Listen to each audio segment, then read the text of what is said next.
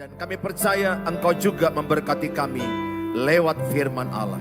Dalam Tuhan Yesus, yang percaya sama-sama katakan, amin. Tepuk tangan yang meriah bagi Tuhan Yesus. Please sit down. Welcome home GBI Pelita. Shalom. Shalom bagi saudara yang ada di live streaming, dimanapun saudara berada. Saya percaya Tuhan Yesus memberkati kita semua. Hari ini tema yang kita bawa adalah kedatangan Kristus kembali. The second coming, di mana Tuhan Yesus pasti datang yang kedua kali. Berapa banyak yang percaya Tuhan Yesus pasti datang? Amin. Tuhan Yesus pasti datang sebab dia naik ke sorga, menyediakan tempat bagi kita di rumah Bapa di sorga. Dan dia akan datang yang kedua kali menjemput orang yang percaya kepada dia. Nah saudara, kedatangan Kristus kembali dari 2 Tesalonika 2 ayat 1 sampai kepada ayat yang keempat. Kita akan baca sama-sama 4 ayat.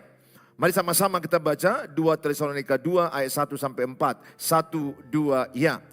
Tentang kedatangan Tuhan kita Yesus Kristus dan terhimpunnya kita, dengan dia kami minta kepadamu saudara-saudara. Sama-sama.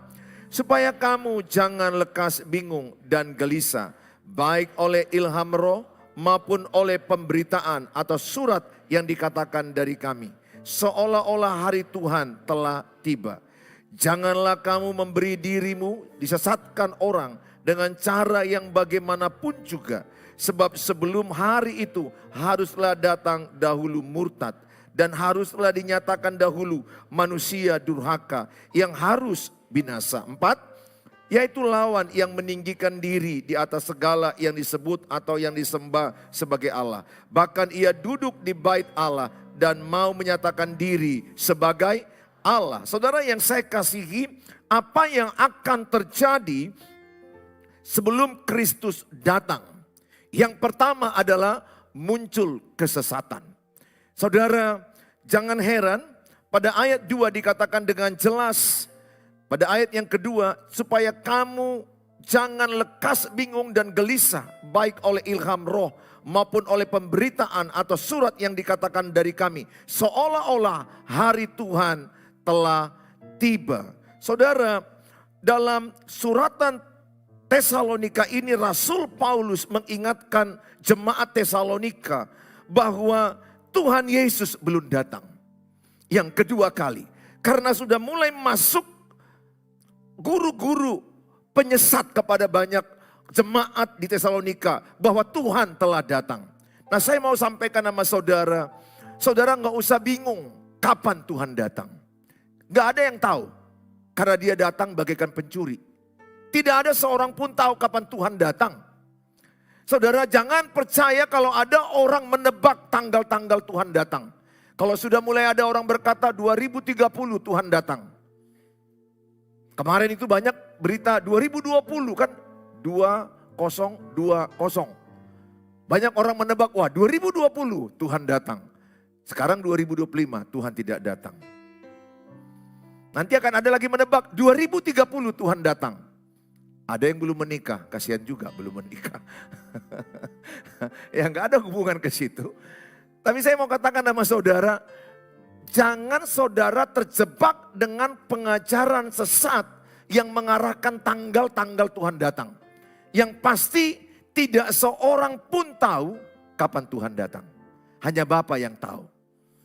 Bagian kita apa? Berjaga-jaga, bersiap-siap. Dia datang bagaikan pencuri tengah malam. Kita nggak tahu. Dia akan datang kapan dia mau datang. Tapi tanda-tanda kedatangannya sudah ada. Sama dengan kalau saudara lihat tanda-tanda hujan mau datang, awan bagaimana? Gelap, tebal. Ya, kita lihat itu tanda-tanda hujan makin deras. Saudara lihat bencana alam di Thailand, di Myanmar, saudara pasti dapat. Bagaimana peristiwa banyak orang mati lagi tenang-tenang di hotel, tiba-tiba ada ambruk gedung. Bencana alam, itu tanda-tanda. Kemudian ada orang peperangan di Timur Tengah, itu tanda-tanda. Orang makin mementingkan diri sendiri, makin egois, itu tanda-tanda. Orang semakin hidup dalam perzinahan, itu tanda-tanda. Jadi sebenarnya tanda-tandanya sudah ada, hanya kita belum tahu kapan tanggalnya. Dan kita tidak tahu, siapapun tidak tahu. Hanya Bapa yang tahu. Bagian kita adalah berjaga-jaga. Bilang sebelahnya, berjaga-jaga. Siapa yang siap kalau malam ini Tuhan Yesus datang?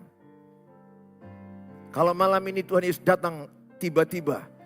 Kalau siapa yang siap menghadap Tuhan dengan segala pertanggungjawaban hidup? Ayo angkat tangan, aku bertanya, apakah saudara mengerti apa yang kumaksud? Kalau Tuhan Yesus malam ini datang, siapa yang sudah siap mempertanggungjawabkan hidupnya? Saya siap. Beberapa 95% tidak siap. Apa yang membuat kalian belum siap? Beberapa di antara kalian mungkin masih hidup dalam dosa. Ya, apalagi sedang berselingkuh, mana siap? Lagi berselingkuh dia, oh Tuhan tolong jangan datang Tuhan. Selingkuhanku lagi kusimpan. Saudara, kalau saya hari ini pun dipanggil Bapa, aku siap. Kalau hari ini pun dia datang, aku siap. Apakah saudara menanti-nantikan kedatangan Tuhan? Halo, selamat malam. Apakah saudara merindukan kedatangan Tuhan? Enggak ikhlas kulihatkan saudara. Aku udah sepertinya khotbah ini kalau bisa Tuhan jangan datang nampakmu. Saya mau katakan Tuhan Yesus pasti datang. Katakan sama-sama 1, 2 ya. Tuhan Yesus pasti datang. Jadi akan ada penyesatan. Bahkan kalau kita lihat yang namanya saksi Yehova. Di Alkitab mereka itu tersesat. Karena saksi Yehova mereka mempercayai Yesus itu manusia utama. Yesus itu bukan Tuhan. Yesus itu diciptakan menurut mereka. Bagi kita Yesus adalah Tuhan. Bagi kita Yesus adalah pencipta, bukan diciptakan. Hati-hati kalau saudara berteman menghadapi orang saksi Yehova. Buku-bukunya gambar warna-warna. Saudara pernah lihat jumpa? Ya, biasanya 2 orang pakai payung, pakai tas. Ya, karena saya udah didatangi. Dan saya udah tahu, itu ciri-ciri mereka. Pakai payung, pakai tas, 2 itu. Dan kalau diusir gak mau pergi. Betul, diusir gak mau pergi. Mereka begitu kuat. Bagaimana orang-orang disesatkan. Dan beberapa orang ku jumpa, dulu dia percaya Tuhan Yesus. Sekarang enggak. Jadi kalau nanti ada orang datang, tanya sama dia, ibu percaya Yesus Tuhan? Kalau dia bilang tidak, sorry. Jangan coba-coba kasih kesempatan. Nanti imanmu yang lemah jadi menyangkal. Ada lagi yang namanya Kristen progresif. Nggak perlu percaya Yesus asal baik-baik, selamat. Itu ada namanya pengajaran Kristen progresif. Nggak perlu percaya Tuhan Yesus, yang penting baik-baik aja udah selamat. Hati-hati. Hati-hati dengan siapa engkau bergaul. Belum lagi ada pengajaran boleh pacaran yang tidak seiman. Ada. Nanti kau tarik dia. Jangan lakukan itu. Lebih mudah menjatuhkan benda dari atas ke bawah daripada membawa benda dari bawah ke atas. Lebih mudah menjatuhkan imanmu. Ingatkan temanmu yang pacaran tidak seiman. Itu bahaya. Banyak kejadian yang perempuannya hamil. Setelah dia hamil, baru dia jual Yesus. Banyak saya jumpai itu. Maka saya mengingatkan sama saudara, hati-hati engkau berpacaran dengan yang tidak seiman. Berpacaranlah dengan yang seiman. Saya mengajak setiap saudara, hati-hati, penyesatan banyak. Ada lagi dari Korea Selatan. Pengajaran-pengajaran yang mengajarkan Yesus itu bukan juru selamat. Hati-hati. Ada pengajaran-pengajaran sesat begitu banyak sekarang. Maka kalau saudara mau aman dalam pengajaran, tertanamlah dalam gereja lokal. Punyalah komunitas.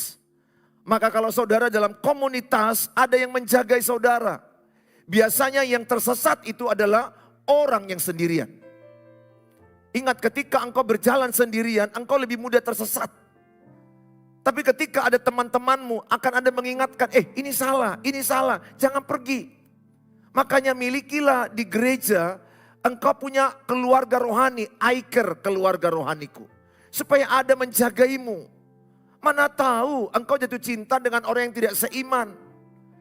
Dan kemudian engkau merasa menjadi pahlawan, nanti lewat pacaran dia kubawa kepada Tuhan.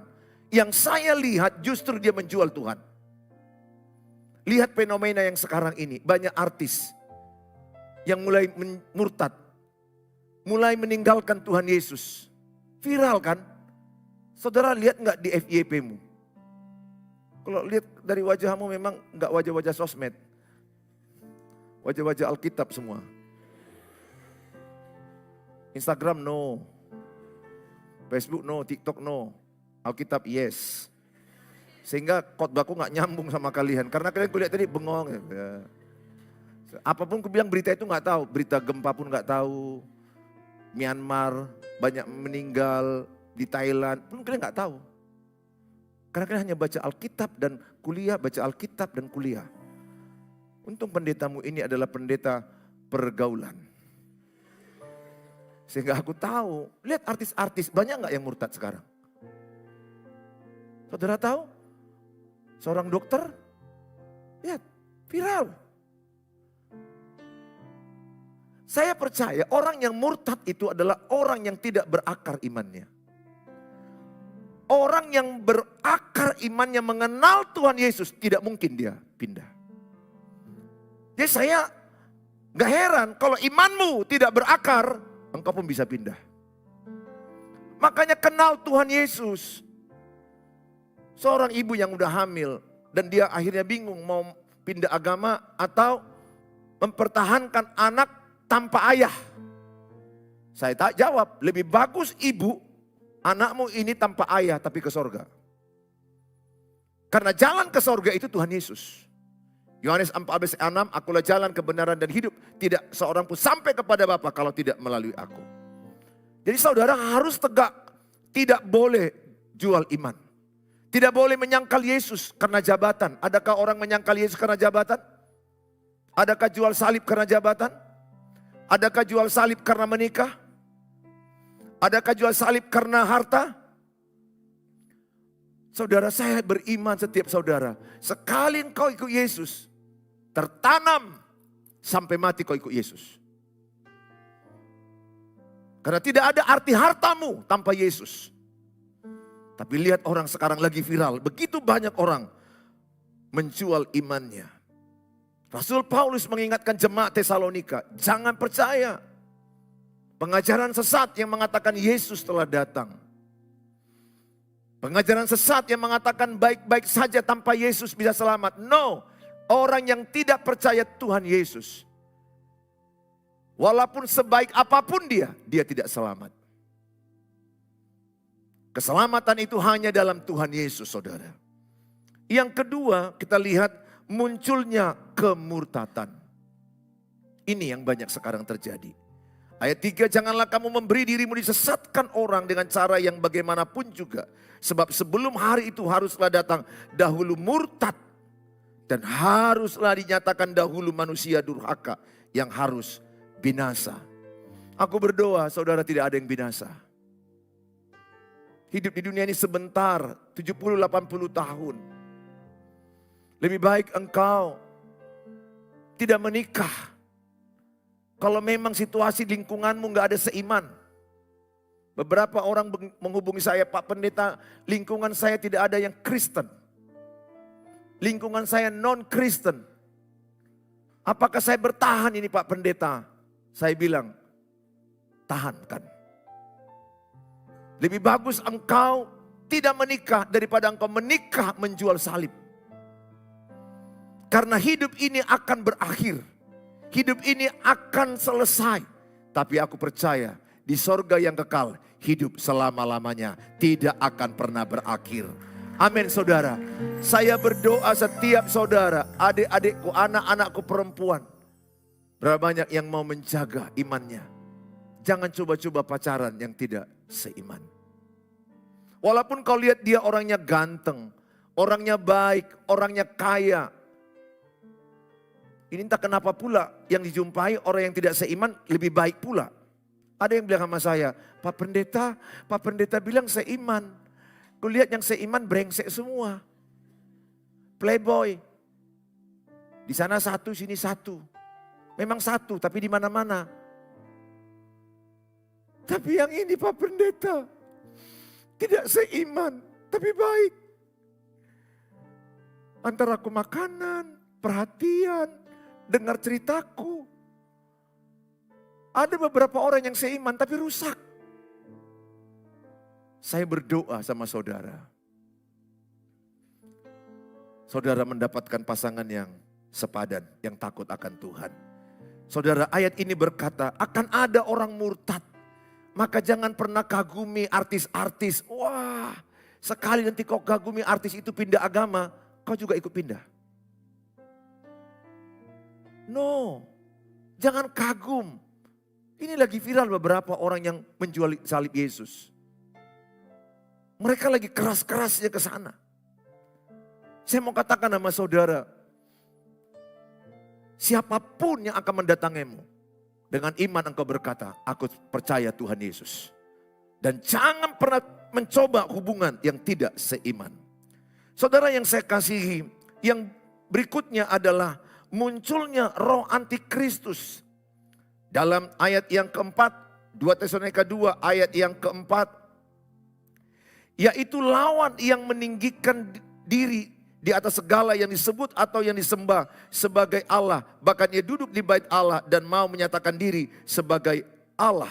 Dalam 1 Yohanes 2 ayat 1 Yohanes 2 ayat 18. Saya akan bacakan dalam kitab 1 Yohanes 2 ayat 18. Mari sama-sama kita baca, 1, 2 ya. Anak-anakku, waktu ini adalah waktu yang terakhir.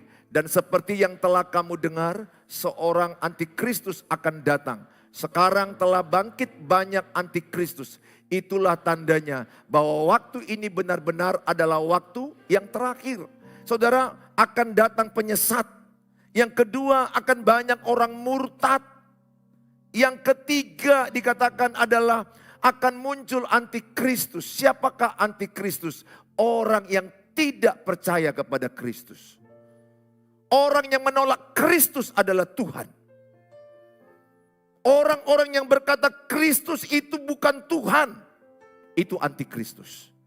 Saya bersyukur dalam hatimu ada Roh Kudus, sehingga engkau percaya Kristus adalah Tuhan. Yang membuat engkau percaya Kristus adalah Tuhan, bukan dirimu, tapi Roh Kudus.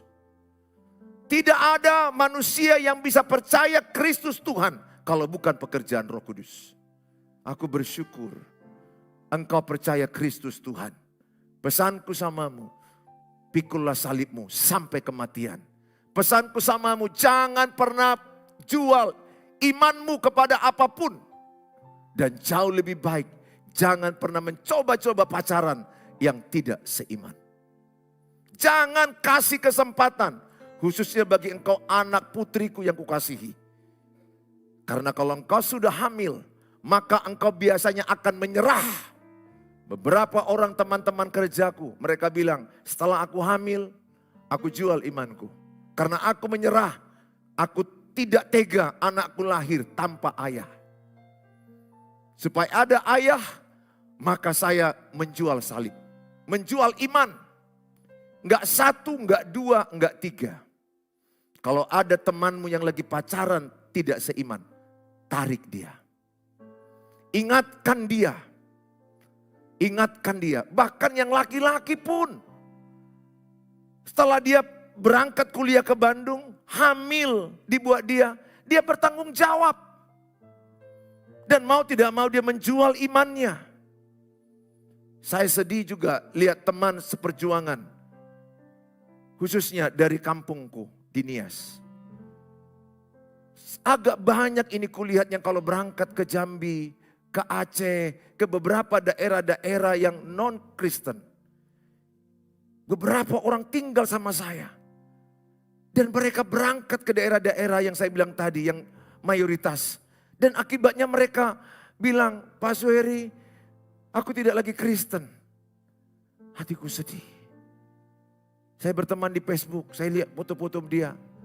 Hatiku sedih. Kubayangkan dia bersamaku 2 semalaman pernah. Tinggal bersamaku di gereja bertahun-tahun. Melayani, menginjili. Tiba-tiba dia sudah gak percaya Tuhan Yesus. Ternyata banyak orang yang rajin beribadah tapi gak mengenal Tuhan. Sedikit aja godaan pindah. Sedikit aja godaan menjual imannya. Siapa di ruangan ini yang berkata sampai mati dia ikut Tuhan Yesus? Bilang sebelahnya, aku saksinya. Perlu disaksikan. Supaya saudara betul-betul pegang. Saudara, kita nggak bisa larang kalian pindah kemana-mana tempat tinggal. Karena Indonesia ini luas. Yang bisa dilakukan pendeta apa? Berakar imanmu. Beberapa anak pendeta juga jual imannya. Beberapa anak sintua yang saya layani menjual imannya. Kubayangkanlah diriku, aku pendeta, anakku jual imannya. Tahukah bagaimana perasaanku? Sedihnya bukan main. Saya khotbah di sini tapi anakku jual imannya. Siapa yang salah? Orang tua nggak mengajarkan iman yang benar kepada anaknya. Tanamkan dirimu mengenal Tuhan, anakku. Mana tahu kau nanti diajarkan orang, ayo pindah agama. Nanti kau naik jabatan manajer. Ayo pindah agama, nanti kau pegawai negeri. Ayo pindah agama, nanti kau masuk ini, masuk ini. Apakah kau mau? Aku berdoa, tanamkan di hatimu. Dan tolonglah teman-temanmu. Supaya tetap mereka dalam iman. Apapun merek gerejanya, tidak masalah. Yang penting dia punya Tuhan Yesus. Saya tidak memperdulikan apa merek gerejanya. Yang penting dia percaya Tuhan Yesus. Karena jalan ke sorga bukan agama. Jalan ke sorga bukan merek gereja. Jalan ke sorga adalah Tuhan Yesus Kristus. Aku berdoa setiap saudara adalah orang-orang yang mempertahankan imanmu. Dan saudara menguatkan orang lain. Sekali lagi, kalau kau kenal temanmu yang sedang pacaran non-Kristen, tarik dia. Hati-hati. Jaga dirimu baik-baik. Jaga. Karena kau nanti bisa menjual imanmu. Saya sedih. Saya sedih sekali karena saya sering ke Nias. Beberapa keluarga mengaku, kan kalau dari Nias atau dari Samosir atau dari Tanah Batak kan merantau. Karena saya sering ke Nias, saya tanyain, anak ibu berapa? 6. 6, di mana aja merantau? Semua masih agama Kristen. Oh enggak lagi Pak. Sedih hatiku. Yang ini, oh enggak juga Pak, udah ada yang murtad. Aduh, kok begitu? Saya sedih. Sebagai pendeta saya sedih. Enggak 1-2 rumah saya jumpai. Kan di rumah saya yang tinggal itu banyak orang Nias. Bukan orang Batak. Ada orang Batak yang jual imannya juga. Ada, tapi kebetulan yang tinggal di rumah saya dan saya sering penias. Pagi-pagi doa. Bangun pagi doa, itu sangat bagus. Tapi tanamkan iman. Daniel 11 ayat 32. Umat yang mengenal Allahnya akan tetap kuat. Jadi orang yang mengenal Tuhannya akan tetap kuat. Ini PR saya sebagai pendeta. Dan orang-orang yang berlaku fasik terhadap perjanjian dan perjanjian akan dibujuknya sampai murtad. Perhatikan. Dengan kata-kata licin, kata-kata licin. Nanti kau kaya, nanti kalau kau menikah, nggak usah pakai uangmu, uang kami semua. Langsung kasih sawah, kasih langsung harta, punya rumah. Kau pokoknya tinggal duduk di situ. Nggak usah repot mikirkan pesta. Pokoknya jual Yesusmu, jual imanmu. Kata-kata licin, sampai apa? Murtad. Coba lihat wajah kiri kanan, wajah-wajah mau murtad enggak ini kira-kira? Mukanya lemas-lemas seperti mau murtad aja mukamu ini. Ayo anak muda, kalau kau jumpa cewek yang cantik kali, kaya, cantik, Satu aja syaratnya. Mau nggak abang pindah agama? Pesta aku yang tanggung semua. Abang hanya duduk di situ. Mau? Mau? Cara jawab itu ini. Banyak loh yang mau seperti itu. Karena kalau di kampung biaya pesta mahal. Apalagi kalau di Batak sama di Nias, betul? Uang sinamot mahal. 200 juta, 300 juta. Ini tinggal duduk coy. Tinggal duduk. Dan tinggal duduk dan langsung juga ada rumah. Biaya pesta semua ditanggung. Langsung ada kerja. Imanmu goyang. Imanmu langsung berpikir, waduh gak kuat. Tapi bagi engkau yang mengenal Tuhan, tetapi umat yang mengenal Allahnya. Katakan, saya mengenal Tuhan. Saya tetap kuat. Saya bertindak. Kalau ada yang membujuk saya murtad, saya katakan, enyahlah engkau setan.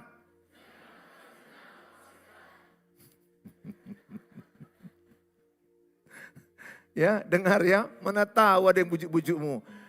Udahlah lamhot. Udahlah lamhot, kau nggak usah capek-capek mikirkan biaya pesta lamhot. Kalau kau di Sibolga kan banyak kau bayar. Pokoknya lamhot, kau duduk manis, hanya satu syaratnya, pindah agama. Lamhot gultom. Dibujuk-bujuk oleh ceweknya. Si Alia, Ping-Ping. Yang penting jual salib. Sebentar kok, ingat. Barang siapa yang malu mengakui Tuhan Yesus di depannya.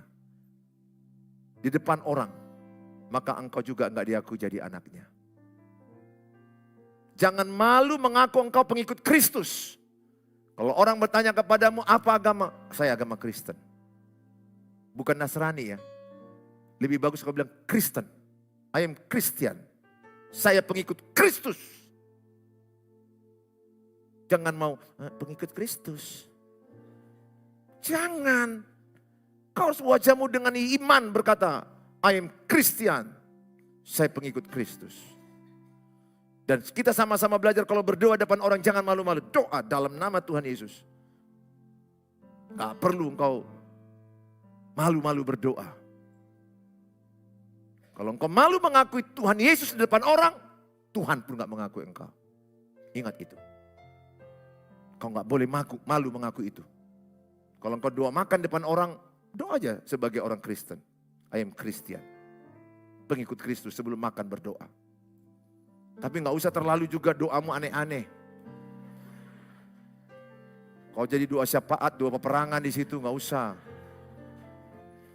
Secukupnya aja lah. Dalam hati pelan, amin. Dah.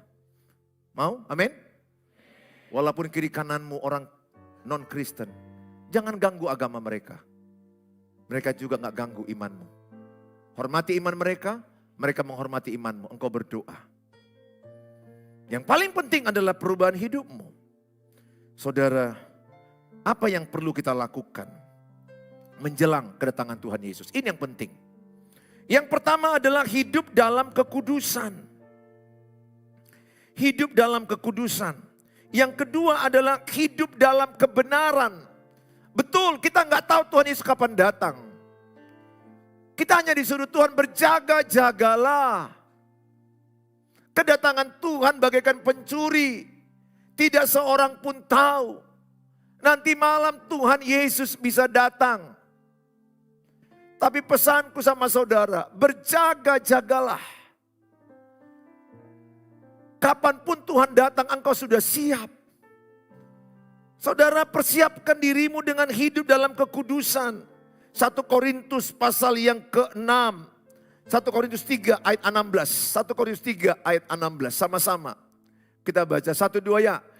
Tidak tahukah kamu bahwa kamu adalah bait Allah dan bahwa roh Allah diam di dalam kamu? Sama-sama semua yang punya suara katakan, tubuhku adalah bait Allah. 1, 2 ya. Lebih bagus bahasanya, tubuhku adalah tempat tinggal Tuhan. 1, 2 ya. Tubuhku bait suci. Kujaga kesucian tubuhku. Siapa yang mengimani tubuhnya adalah bait suci Allah. Ya, saudara percaya tubuhmu bait suci Allah? Ini ayatnya, jaga kesucianmu. Jaga, jangan lagi engkau nonton pornografi. Jangan lagi kau onani, masturbasi. Jangan lakukan tindakan-tindakan perjinahan, percabulan, nanti kau binasa. Jangan kau dekat dengan cewek kalau engkau cowok berdua-dua. Jangan kau bilang, Pak kami berdua-dua, kalau kami berdua-dua kami nyanyi haleluya 12 kali. Haleluya 12 kali pun, 100 kali pun hormon seksmu tetap naik. Percaya saya bilang kalau saya berdua dengan si Desi di mobil berdua. Dari sini ke Sibolangit. Selama di mobil kami lagu-lagu rohani. Haleluya. Kutanya, hormon seksnya naik, hormon seksku naik. Normal. Berdua-dua itu memancing hormon seks naik. Kalau ada berdua-dua lawan jenis hormon seksnya dicek gak naik, homo. Homo. Dipegang pun tangan cewek ini, hormon seksnya dicek di laboratorium gak naik-naik. Homo.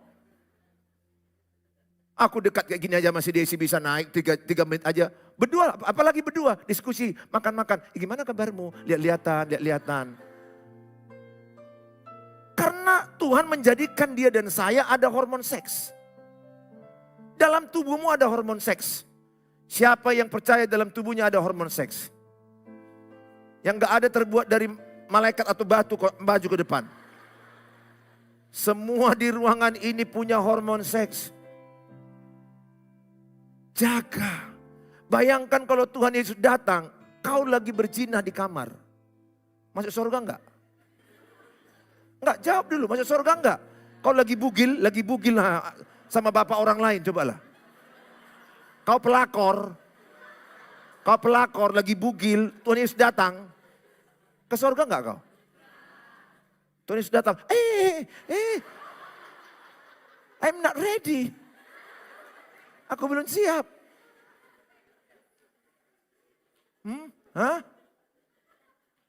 Pernah kalian jumpai si pelakor lagi bugil ditangkap polisi di hotel? Di YouTube pernah lihat kan? Si perempuannya,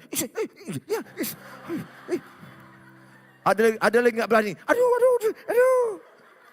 Yang lebih parah lagi itu suaminya langsung shoot gini, suaminya. Kau lagi apa kau? Waduh, viral. Udah tonton itu kan? Semoga bukan kau yang ketangkap itu. Alamak Jang, kalau kau itu ampunlah aku Tuhan. Suami orang lain kau pakai, aman Tuhan. Kira-kira kalau kau lah itu, mama bapakmu kemana? Mati kiamat. Ingat ya, sosmed nggak bisa hilang. Sekali kau ketangkap dengan suami orang, ceritamu sampai cucumu, generasi ke-8 nggak hilang. Be careful. Berapa banyak anak gadis ketangkap dengan suami orang lain. Di mobil ketangkap. Suaminya kejar dia terus, buntuti dia terus. Keciduk. Ada dengan dosen, ada dengan polisi, ada dengan pengusaha, anggota dewan. Macam hal, ada juga dengan pendeta. Langsung divideokan oleh suaminya, viral langsung. Suaminya udah kalang kabut, udah gak peduli lagi. Aku bayangkan kayak manalah mental anak mereka ini. Semua orang menyaksikan mamanya. Semua orang menyaksikan bapaknya yang berkelakuan penuh perzinahan. Jaga kekudusanmu. Jaga. Jangan izinkan laki-laki masuk ke kamarmu. Kalau engkau anak gadis jangan.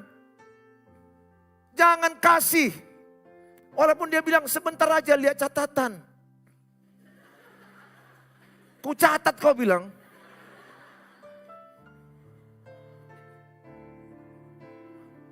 Jangan. Orang yang dikuasai hawa nafsu, bohongnya luar biasa. Ingat ya, kalau seorang cowok udah sangat bernafsu padamu, dia gak sayang samamu. Cowok yang sayang samamu, dia menjaga kesucianmu. Cowok yang tidak sayang samamu, dia menggelorakan nafsunya. Tapi ada juga yang ku tahu, perempuan yang lebih bernafsu.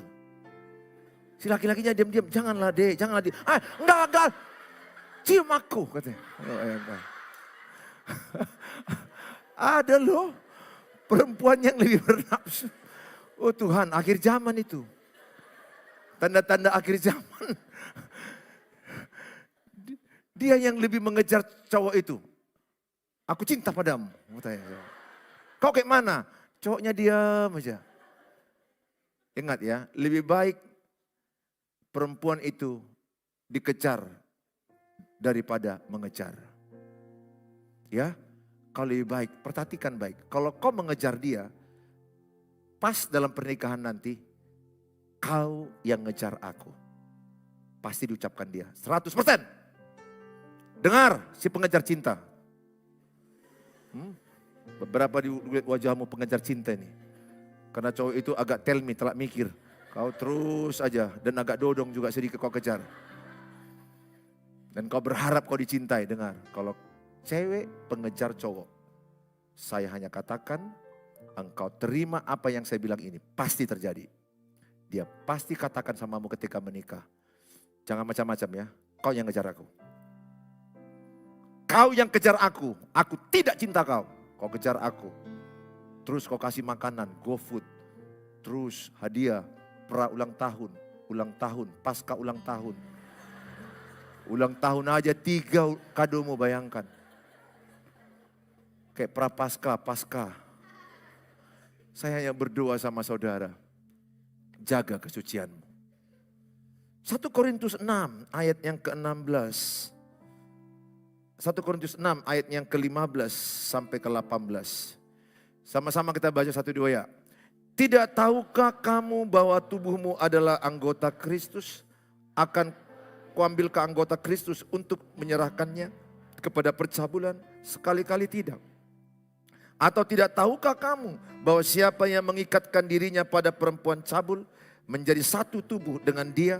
Sebab demikianlah kata Nas, keduanya akan menjadi satu daging. Terus, tetapi siapa yang mengikatkan dirinya pada Tuhan menjadi satu roh dengan dia.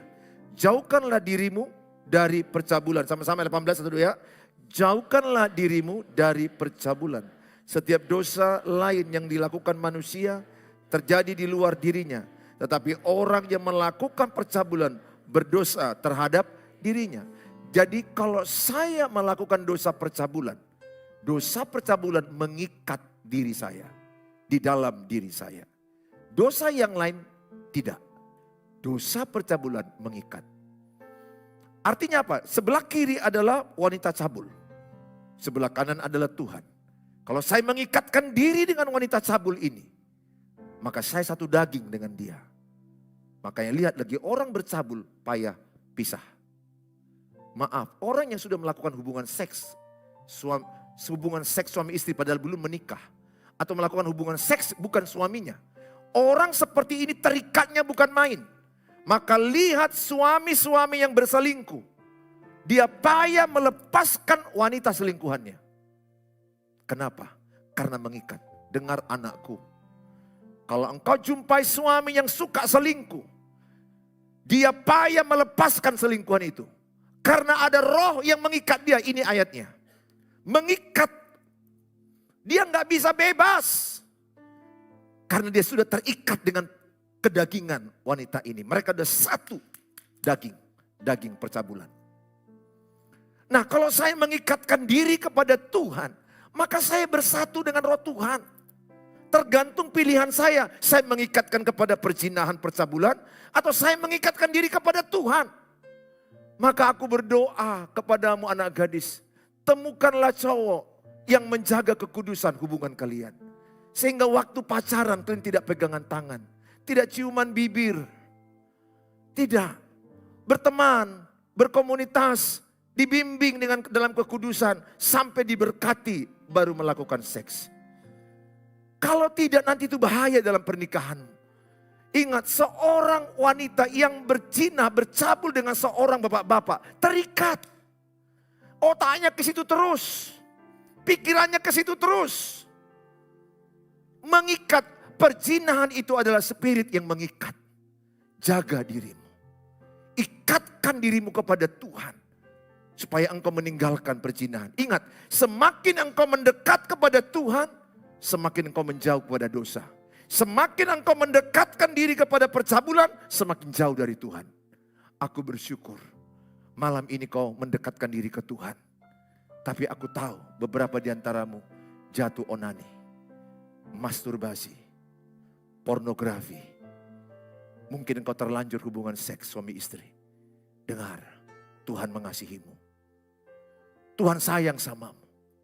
Tuhan mau mengangkat engkau dari lumpur perzinahan, dari lumpur dosa itu. Supaya kalau dia nanti malam datang, engkau siap.